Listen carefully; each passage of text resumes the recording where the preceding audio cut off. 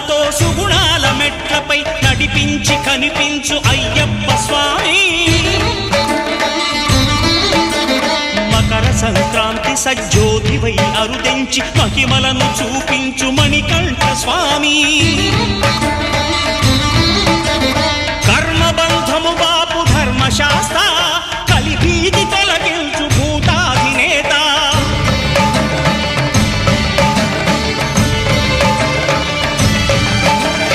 అయ్యప్ప దేవాయ నమః అభయ స్వరూపాయ నమః.